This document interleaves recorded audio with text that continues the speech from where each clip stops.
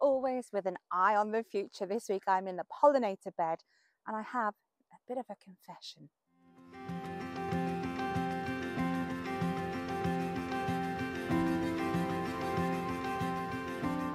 So looking ahead to spring, and we are really getting our pollinator bed sorted, and this is a mess. Now this is not my confession. My confession is dahlias or dahlias, I've fallen out of love with them.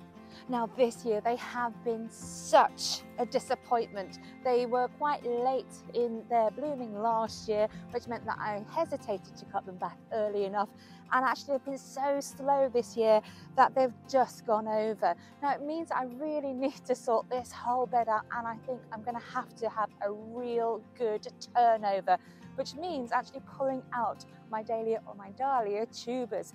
Now this is not something I normally do, and I've actually had these dahlia tubers, these particular ones, for about 8 or 9 years, which is a long time.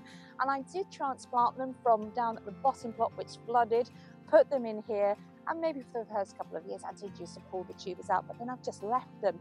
Now obviously they are still viable, otherwise I wouldn't have had any growth this year, but I'm going to dig these out and see what I have, because potentially I'm either going to have lots of rot on these dahlia tubers, or they're just going to be absolutely massive.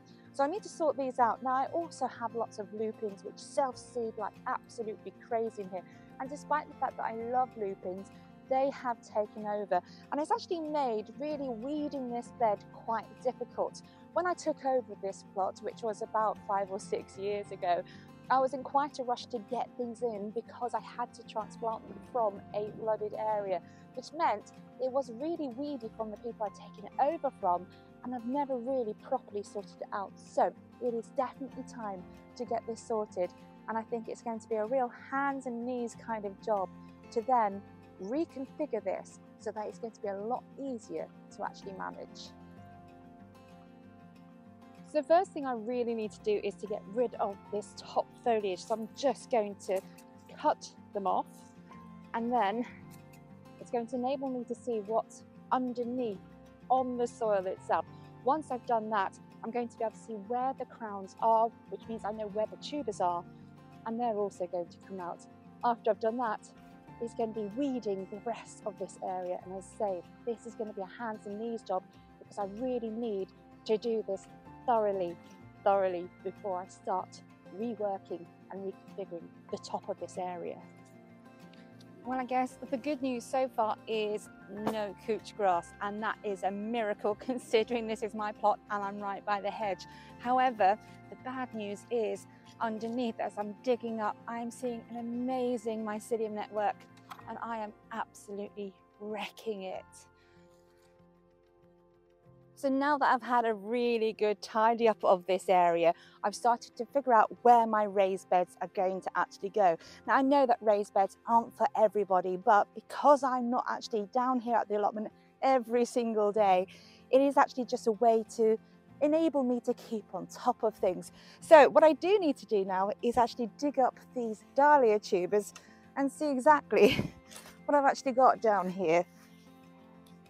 So lots and lots of stalks on this one. Let's have a look. Wow, these are, wow, it's a big one. It is a big one. I knew it was going to be quite large, and there's a few little tubers hanging around in the bottom of that hole there as well. But individually, actually not that big, but obviously as a clump, there's a lot there. Still more to do. And there we have it. That's the last of the tubers out of the ground, and I have to say, I think I may have underestimated the size of the bucket that I needed.